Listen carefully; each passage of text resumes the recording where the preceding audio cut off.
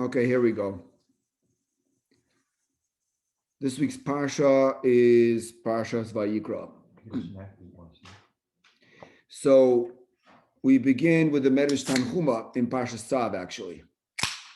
So because this is the beginning of Parshas Vayikra, it's also the beginning of Sefer Vayikra. It's also the beginning of the book of Leviticus, which is the third book of the Pentateuch, the third book of the Chamishi Chumshei Torah, Vayikra, which deals primarily, if you take a look, we've discussed this in the past. If you take a look in the Ramban, gives in his introduction to this book, he explains to us what the book deals with, primarily with karbonos, with sacrifices, with tuma and tahara, with pure spiritual purity and impurity. And the Medrash in Parshas Tzav, in letter number 14, says the following. Rabbi Asaya said, so really the truth is the minig, the custom is, or it used to be in the time of the Talmud, or at least in the time of the Medrash, was when your children started to learn, when they went to yeshiva, what would be the first thing that they would teach them? First thing they would teach them is Sefer Vayikra. They would teach them this book. They would teach them the book of Leviticus. Now the question is why? That's what the Medrash is asking. Rabbi Asaya is asking, why did they teach them the book of Leviticus? The reason why we teach them, we start with them, says the Medrash, the reason why we start with them with Sefer Vayikra is because all of the karbonis, all of the sacrifices are written inside this book. Like the Ramban explains, as we mentioned. And because they are, the children are tahar, right? We understand that people go through life, there's a lot of experiences and a lot of things happen. Eventually, as it says in Ecclesiastes, Ein Adam the approximate language of the verse is there's nobody in the world that doesn't do sin. Everybody has their inadequacies and pitfalls, and eventually people become not as pure as they used to be when they're little children. Everybody knows this intuitively. When they see kids, they see their innocence, they see their purity. So because the children are pure, says the Medrash, they don't know what is the taste of sin. Therefore Hashem says, therefore Hashem says, the instruction is that they should start learning Seder HaKarbonos. They should start learning the arrangement of the sacrifices, which is in this book of Leviticus. The ones that are pure should come and deal with the actions of those that are pure, meaning the Kahanim, meaning the Beis Hamikdash. Therefore, Mala ani aleiham. Therefore, I consider for you ki Elohim oimdim makrim lefona karbonos. I consider that the children themselves are as if they are bringing the sacrifices themselves. So here we have the Medrash Tanchuma is telling us is that the reason why the children start to learn Vayikra, the reason why they start to learn Vayikra is because they are tahar, they are pure, and the Sefer Vayikra deals with purity. Therefore, it fits that the pure should study about purity, and that's why they begin with this subject matter first. So the philosophical underpinnings of the reasons why we have karbonos is not our discussion this evening. Take a look, maybe we'll discuss in the future. We have discussed it in the past. The Ramban in Parshas Tzav, quoting the Rambam in the Moreh Nevuchim. We have the Rav Hirsch in his introduction to Sefer Vayikra, the reasons for the karbonos, why we have sacrifices, what they do, and how they function, reason why we have this mitzvah. That's not our discussion tonight. But suffice it to say is that we know that the Beis Hamikdash is the holiest place on earth, that it is full of tahara. That's where you achieve tahara. That's where you achieve purity, and some of it is through the karbonos, and the karbonos achieve purity. They also achieve forgiveness of sin, and because of that, the children should be engaged in that subject matter. They should be engaged in the subject matter of purity. because they themselves are pure. I think we can add a little bit more to that. And I saw an interesting mimer from the author of Kelm in the Chachmo Musar, in the volume 1, number 74. So this mimer is entitled Chanoich Linar. He says like this. Let's read a little bit of it, and we'll see what we're going to add to this medrash. And that's the discussion tonight. Really one point in the discussion, actually. Amru Chazal. Chazal tell us in Sukkah Memvav and Beis, in Sukkah 46b. Lolema inish liyanuka the yahavna lach midi v'lo yoyevle. A person should not say to a child, "I'm going to give you something," and then not give it to them. A person should not approach a child and give them a promise that they're not going to keep. Why, says the Gemara? Because mishum da'asi la'agmure shikra. Because you're going to come to teach the child shikra, falsehood. You're going to teach the child lying. Shinemers, it says, Limdu lishonim dvar sheker, they've taught their tongue to lie. That's what the Gemara says. So the Gemara says that a person should not come up to a child and give them a promise that they're not going to keep, not to say that they're going to lie to them, not to give them a gift and not give it to them afterwards. Hariki gambi pama achas, isiru chazal izor shelo yagla tinug mizel dvar sheker. Says the author of Kelm, you see that even if you speak to the child once, even one time in their life, the Torah warns us, the Gemara warns us not to lie to the child, even once. And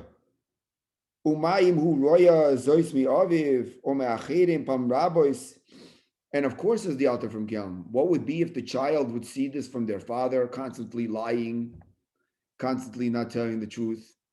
I remember, I guess I could tell a story with my wife, right? She says when she was young, so she was working for a fella, got a phone call. So she answered the phone. She was the secretary. She answered the phone, said, "I'd like to speak to your, your boss."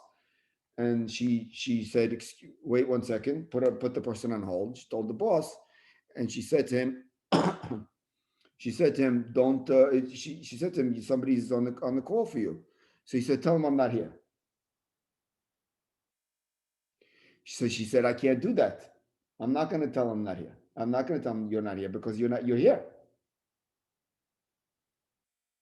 Right? But there could be such people, on a regular basis that they don't tell the truth. It's maybe not so harmful, but they don't want to meet with the person right now. They don't want to talk to them. Maybe it's going to be a whole Megillah. Maybe they owe them money. Maybe it's going to be uncomfortable conversation.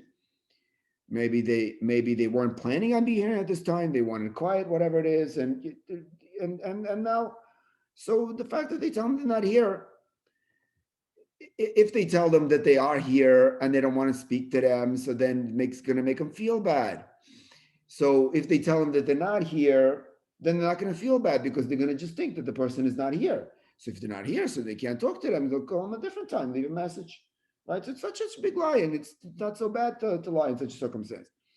But if a child sees from a parent or from people that they know, maybe from shul or from somewhere else, that they're constantly not telling the truth, says the Gemara, don't do that. Even once, but it's especially if it's many times. Even we're talking about a child, says the author of Kelm, even if he doesn't know really what a lie is. He doesn't really know what it is, but he's experiencing the lie. He experiences the person, tell him I'm not here. I'm not here. So they don't even know. The child may not be sophisticated enough to know all the cheshbainis, all the different calculations of why a person would say that, and that the fact that the person maybe is not telling the truth, they just see it now. They might even recognize it as a lie. Im calls it. Still, Chazal are saying don't do it. Why? They're afraid that this is going to make an impression. Our rabbis were afraid that this would make an impression on a child. L'dvar sheker, for a lie. I feel even one time, even certainly many, many times. And And how did the rabbis even know this? Says the Alter of Kelm. They must know the nature of the human psyche, even with a child. That what? That they must know Shigam Betinukoi Seroshim called the that there must be some kind of impression made on the child. Even if they must know that might some kind of impression made with the child, even if they don't understand and not sophisticated enough to recognize that somebody is telling a lie. But still, one should not do that. If I recall, this is ad lib. If you recall, if you take a look in the Sefer Pele Yoetz, when he talks about listening to music, he talks about children listening to music, even if they don't understand it should be the proper music. And he talks about bringing children into the Beis HaMedrash, even if they're babies, so they should hear the words of Torah because it makes an impression on them, even if they don't understand what's being said. The Alter of Kelm is saying that what the Pele Yoetz says is, you see this from this Gemara, that Chazal knew, that the rabbis knew. Says the Alter even more. He says, like, here's an example. Maimar Muzgar, parenthetical statement in our discussion. We have in the Chagiga, page 3a, it's very clear now what the Gemara is saying. Listen to this Gemara. The Gemara on page 3a in Chagiga says like this. Rabbi Yeshua asked his students, who was giving the sermon today? Who was giving the talk today? This week in the Beis HaMedrash, in the study hall.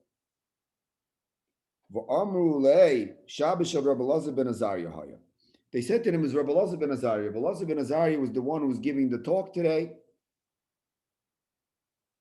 So he said to him, tell me, what did Rabbi Elazar say? What did he say that was new, that we all don't know?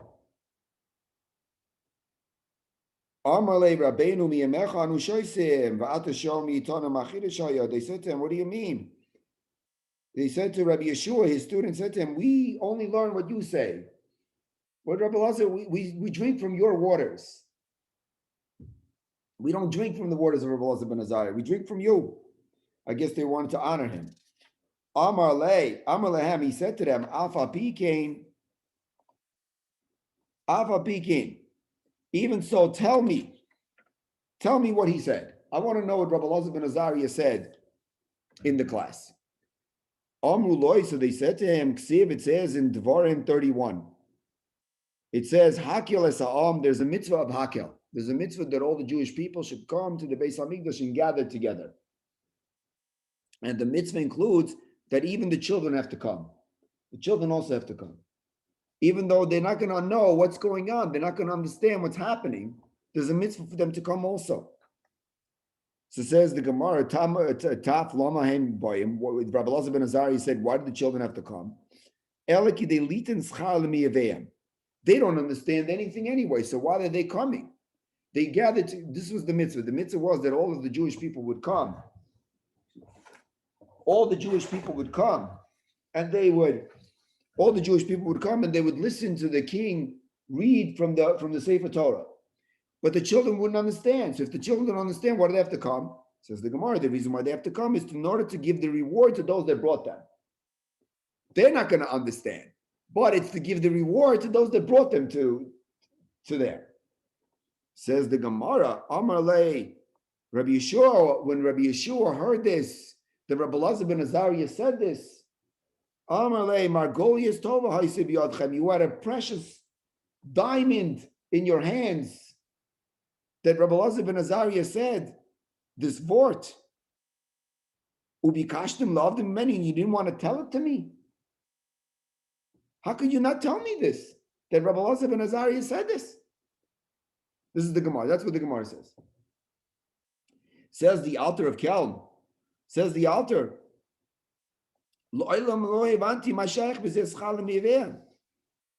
Says the Alter of Kelm, my whole life I never understood this. If the children don't understand, so what do you have to bring them for? In order that the reward should be for those that brought them, but what the reward? They brought somebody who's not going to understand anything. So what's the reward for bringing them? As we're back to the original question, what did the Gemara say? They brought them to Hakel to listen to the king read the Torah. Okay, but they didn't understand it. So what are you bringing for? In order to bring the reward, in order to give the reward to those that brought them. But what's the reward to those that brought them? What do they do by bringing them? It's an exercise in futility. Says the altar, and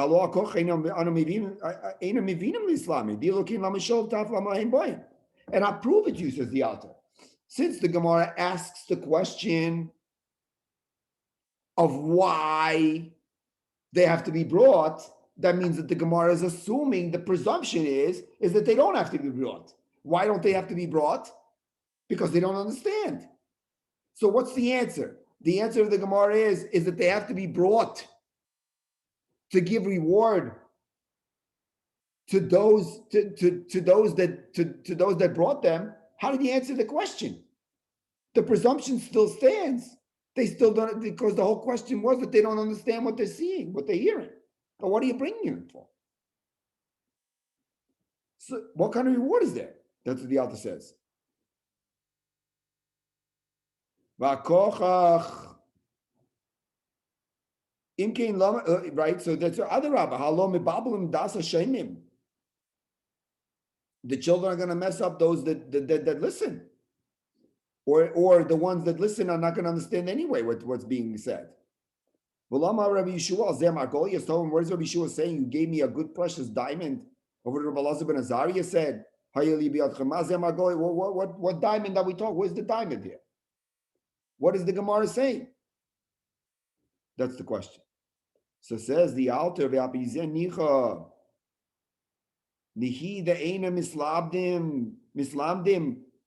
that they're not going to learn. Of course they're not going to understand. They don't understand what they're hearing. They don't understand the king reading Sefer Dvarim, the book of Deuteronomy in the Beis HaMikdash. They don't understand it. True, because that's what the Gemara said. Why are they bringing him for? Right? Of course they don't understand. But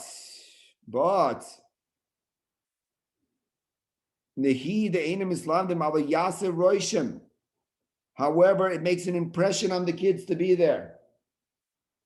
It makes an impression when they see the king, when they hear the Torah being read. They don't understand it now, but it makes an impression on them. And what's the impression for? It's the preparation for the future. When they do become more mature, when they do understand, this impression that they get from being here will be with them.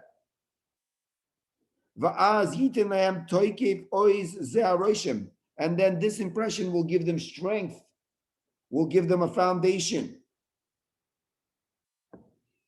They're going to realize what they were hearing. They're going to remember, even if it's in the subconscious, and it's going to surface together with what they're learning, subsumed together with it. And it comes out, this is a precious diamond that Rabbi Elazar ben Azariah was saying that Rabbi Yeshua said that you almost didn't tell it to me.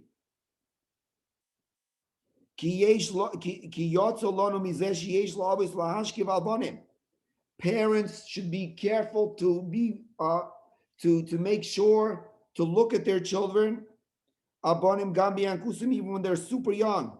To give them a good education. In every single way. Even if it's a little child that needs to be brought up, a little baby, it has to be done with wisdom. That's the best way. When they grow up, the impressions that they have when they're younger will help them when they're older. This education outside of Yosef Nale, even the best way. The Yofa Amar Rabbi Yeshua, and great Rabbi Yeshua said, Margoli is over that this is a good coin. Hayeli biyadchem bakashtem loved many that Rabbi Elazar ben Azariah said, you almost didn't tell me. And this is the way to read the Gemara according to the way the author is saying. The Gemara says that when you have the mitzvah of Hakel, when the king reads the Torah, In the Beis Hamikdash, everybody has to come, says the Torah, and the parents have to bring the children. Asks the Gemara, why did the parents have to bring the children?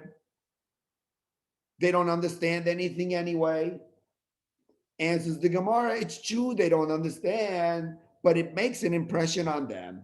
And therefore, it's true they won't understand, but since it makes an impression on them, the ones that bring them will have reward. To give the reward to that, what's the reward?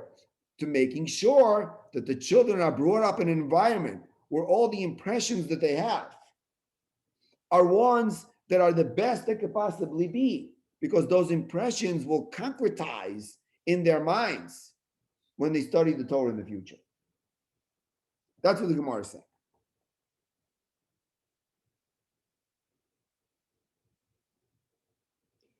So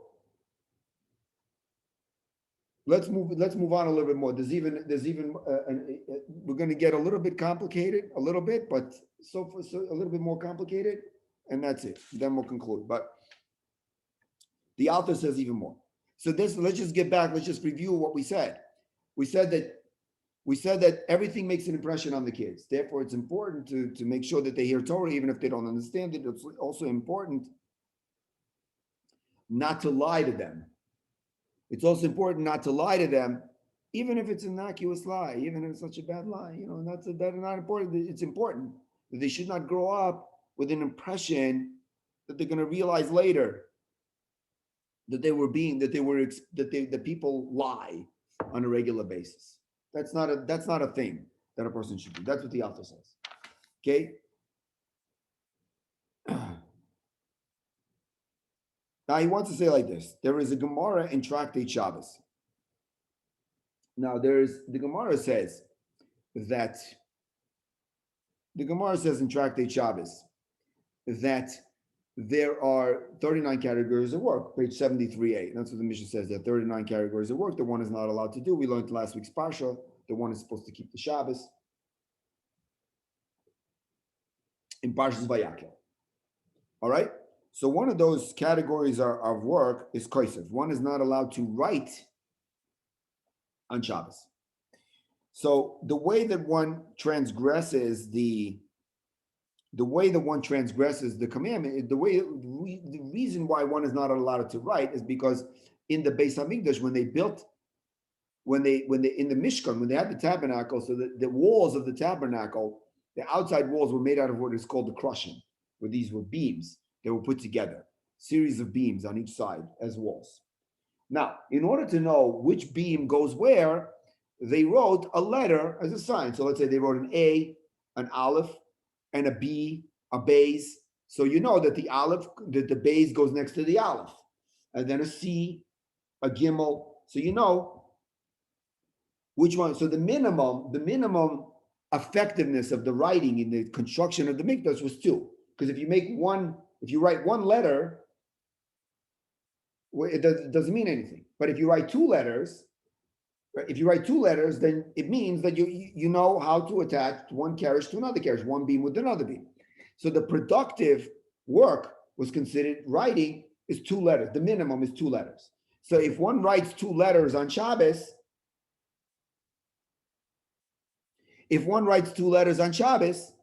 then one transgresses writing. Kosev. That's one of the 39 categories of work. Now, if one erases a letter, that's not a transgression, because what are you doing when you're erasing it? Unless you're erasing it on the condition to write. If a person is erasing on the condition to write in the space that they erased, that's productive work, and that also is a transgression. So now the Gemara says in Shabbos, Tractate 75, page 75b, in Shabbos, it says like this. Let's say one person writes one letter that's big in a space where there could be, and he could have written 2 letters, but he only wrote 1 letter, let's say, right? Potter. He hasn't transgressed the Shabbos. Why? Because he only wrote 1 letter. At the end of the day, you have to write 2 letters. So if you wrote 1 letter, doesn't matter the size of the letter, at the end of the day, you only wrote 1 letter, so you don't transgress the Shabbos. So these Torah on the Torah level. Maybe rabbinically it's not allowed, but on a Torah level, if a person writes one letter, no matter the size, you have to write a minimum of two. So you don't transgress it, even if the letter was big enough to fit two letters. Now, says the Gemara, Mochak ois kidoila, but if one erased one big letter that you could fit two letters in, then in that case he's obligated. Why? Because now you did something productive. You made space for two letters when you erased the space of one letter. You hear, everybody? You write one letter that's big, that could be two, you can fit two letters in, not obligated. Why? Because you only wrote one letter at the end. But if you erase one big letter, that same letter, let's say, where you can fit two letters, then you are obligated because you can write two letters there. You erased it on the condition to write two letters. That would be prohibited. Says the Gemara, Am Rabbi Nachum Rabbi Yosef, and says Rabbi Nachum Rabbi Yosef, this is the stringency that erasing in this case has overriding. Erasing is more stringent than writing, right? Because if a person writes in this situation, he doesn't transgress. But if a person erases in this situation, they do transgress. That's what Rabbi Menachem Rabbi Yossi said. So says the author of Kelm, he says, I don't understand. What is Rabbi Menachem Rabbi Yossi coming to tell us? Of course we understood that. We understood which one is stringent, right? Because we understood from the discussion we understood. So what Rabbi Menachem Rabbi Yossi come to tell us something that we already know? Maybe Rabbi Nachman Rabbi Yossi is telling us that he's the author of this passage, like Rashi says. But still, the question is, this passage is the halacha. This is how we part. This is the halacha. So if this is the halacha, what does it matter who the author is? Who cares? At the end of the day, this passage is the halacha. This brisa, this halacha is the halacha. It doesn't matter who the author is. That's how we basket. So what is he teaching us? So he says the author, he's teaching us what we've been learning until now. Listen to this. Rabbi Nachman Rabbi Yosef is telling us something very deep here. He's telling us, what am I doing when I'm erasing? Nothing. It's not productive. I didn't do anything. I didn't build anything. I didn't construct anything. When I'm erasing, I'm doing nothing. When I'm erasing, all I'm doing is preparing. If I erase an area if I erase one big letter where there could be two letters, what am I doing? I'm preparing for the two letters. I'm setting up a preparation for the two letters to be there. That's what I'm doing. I'm not actually doing anything. What I'm doing is the preparation. That's not doing, that's setting up the preparation. It's like if I set up a foundation for a house. I didn't build a house. I just made a foundation to build a house on. So what I do, I did nothing. So erasing is really preparation. If a person erases on the condition to write. However, the writing itself, the writing itself, if a person writes two letters, that's the actual doing.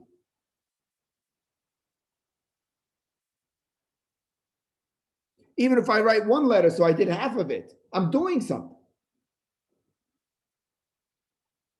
Uma chomor haikori or achoni. What is more stringent? The preparation or the actual deed? Says the author, sometimes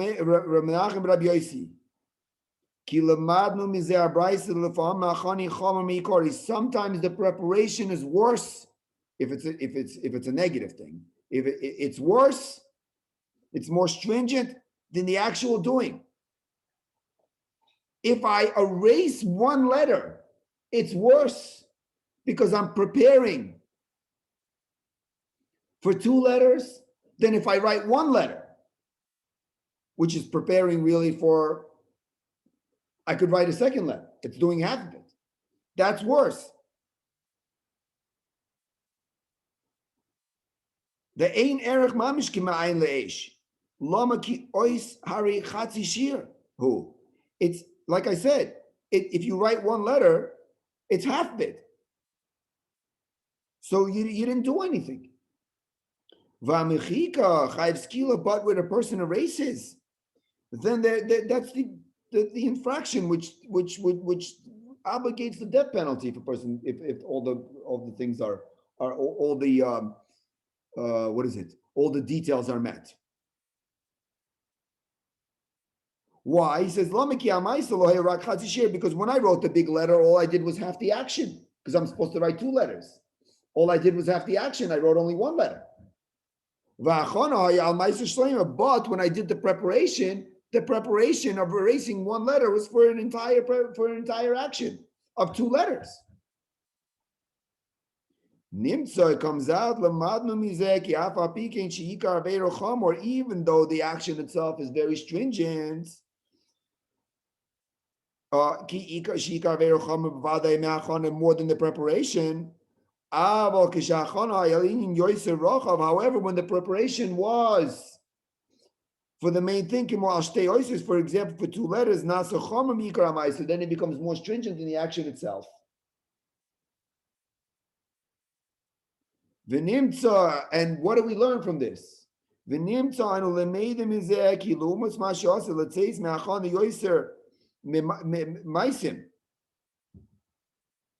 does it mean preparation? What's the definition of preparation?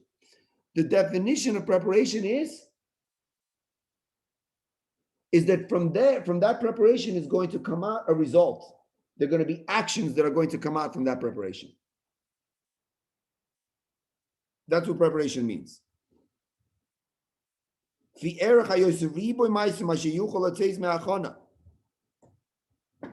Because of the many actions that are going to come from it.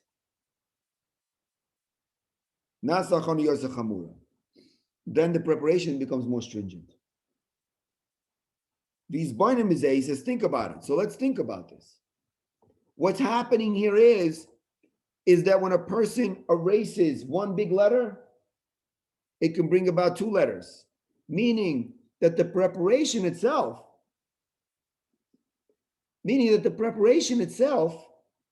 can bring about a whole world of actions. If I put a foundation, I can build a whole skyrise on that.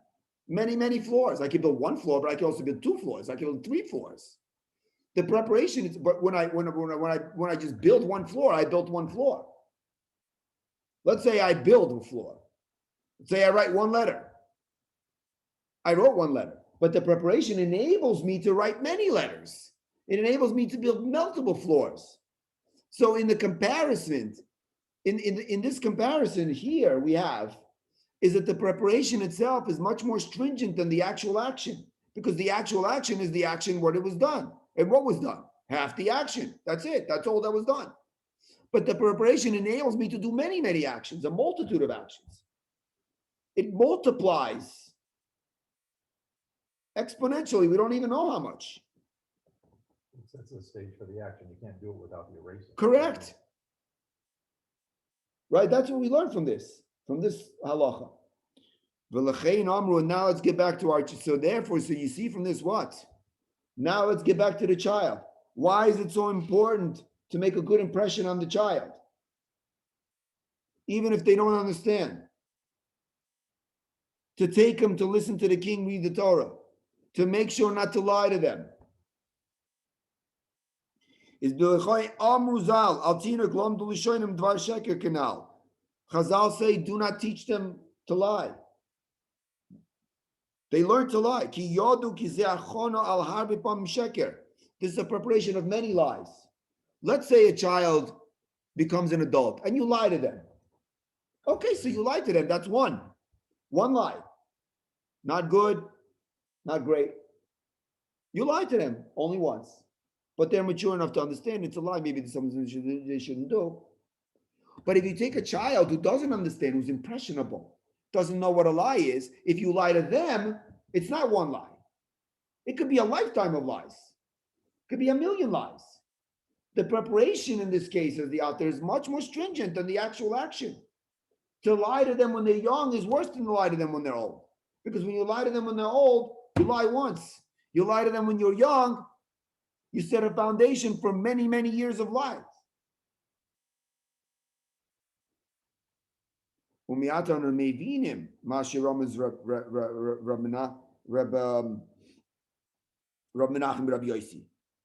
what this is what Rab Nachman Rabbi Yossi is saying, that the prep it says Rab Nachman Rabbi Yossi's words were what? His words were, this is what the erasing is more stringent than writing. This is what he meant to hint to. Erasing is more stringent than writing. Of course, writing is more stringent than erasing. Because if a person writes, they're writing. That's the prohibition. If they're erasing, there's nothing.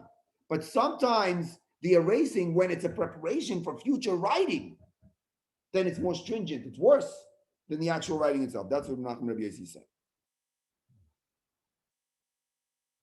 Umiyata says the altar. I'm sorry, I'm not understanding the connection. The connection again is what we said is that when a person erases, if you have two letters on a piece of paper, you can't write letters on top of letters. You could, but you won't see them, or they'll get mixed up with the other letters. Correct? So you can't write. You're being blocked from writing by the letters that are written on the paper. However, if those letters that you wrote on the paper are written on the paper, you erase them. Now you have a blank piece.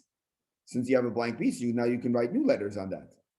So erasing a letter from a piece of paper is like with the intention of writing on that space where the letter was before it was erased, is preparation for future writing. Right? So when the connection is that if you write, there's a finite amount of times that you can write. You can write once, and that's it. You write one letter, you read it in the space of two of two letters, you wrote one letter.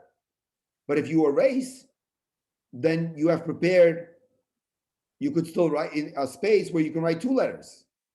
So sometimes the preparation yields many more actions that the preparation prepared for than the actual action itself. So with a child, if you prepare them for something by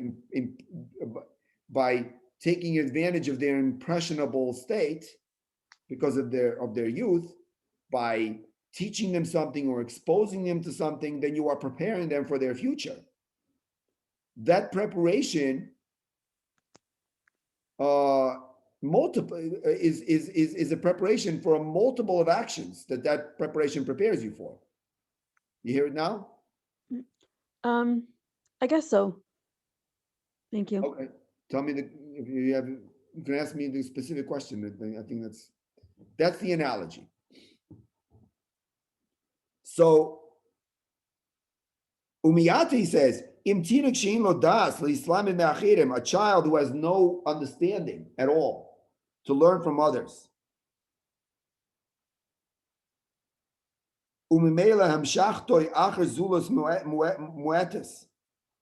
And therefore, he's not really so impressionable by other people because he doesn't know to learn from them. Still, the rabbi said, even this type of impression, where it's almost like a subconscious impression. That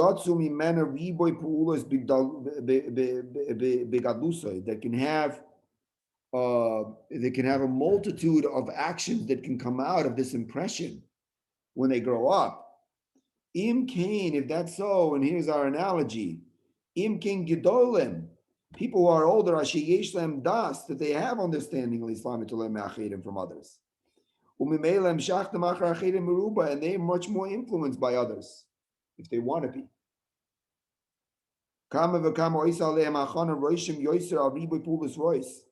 If a person knows how to manipulate somebody else, if they know that somebody is following them, they know that somebody is emulating them, they're an example for somebody else, or they're their teacher. and they exhibit, the teacher exhibits constantly dysfunctional behavior. And they know that in the future they're preparing the person who's paying attention to them for the future. That type of preparation is even worse. This is how he continues. We're not going to read the whole piece, but we read most of the piece actually. This is what the author of Kelm says. The author of Kelm says that even a child that's impressionable, even a child that's impressionable with what they see, with what they hear, with the environment that they find themselves in. It's not, even if they don't understand. Chazal knew the psyche of the human, that a person is impressed by that. It makes a difference to into their future, as we explained. If this is so, perhaps maybe we could say that the Torah specifically, as we started. Remember, we started with the Medrash Tanchuma. The Medrash Tanchuma says that what should a child learn first? What should they learn first? So the Medrash said what they should learn first is they should learn Sefer Vayikra. They should learn the book of Leviticus, the one that we're starting this week. They should learn Vayikra. Why? Because it talks about karbanos. So since the children are still young, they haven't been through life yet, they haven't sinned as much, they're still pure, they should learn about purity. Why specifically do we start them with this? Is because, like the author is saying, when the children are impressionable, when they're young, what should we impress them with? We should impress them with purity. We should impress them with tahara. We should impress them that they should remember in the future, when they grew up, that they should remember what they were, how pure they were, how innocent they were, that they should remember what it is. It should make an impression on them. And that will come through the learning of, believe it or not, that will come learning through Vayikra, of karbanos. That will come through that. This is what they should, the first thing that they should learn, because it makes a difference what's the first thing that you learn. And the first thing that you should learn is the rabbis are saying, why? The rabbis are saying, what's the first thing they should learn? You should learn about tahara. You should learn about taharas. Why? Because so the children should always, like we as parents, when our children grow up, we see that we see who they are.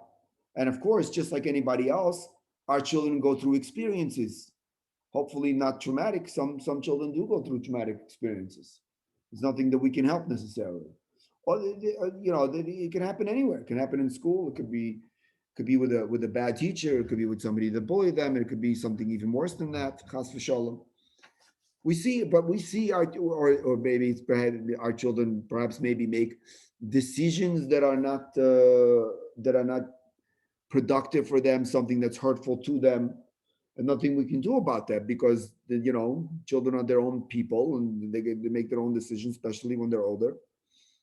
But we as parents, we see them, what they were, the purity that they had when they were younger, when they were not so hit by the world out there, by the tumah out there, by the impurity out there. We know what it is. We know our children, if they made the decisions that they make, where they can be, what they can be, how pure they can be, if like they were when they were good. The same way Rabban Shalom sees us also. Hashem sees us in the same way. Hashem sees us also when we were younger, and what decisions we can make. Hashem sees us Hashem sees us as achieving our potential of being to say a cliche, the best that we can be, as pure as we can be. He sees what we can do to make the decision. So we want that the children, when we raise them, when we educate them, that they should have an impression from when they're young about this. about this topic, about purity, about tahara. And that's why the Medrash, like the author says, and that's why the Medrash specifically says that the custom is that when the children start to learn, the first thing they start to learn is Sefer Vayikra. That's what I wanted to share with everybody this evening. You have a question, David, or we stop here? Okay, so we stop here. Okay, thank you, everybody. Thank you very Have much, a Rabbi. Good Shabbos. And we'll post on the episode also something about Pesach in addition to this class on our podcast. Okay, good Shabbos. Thank you. Thank you. Good Shabbos. Java. Bye.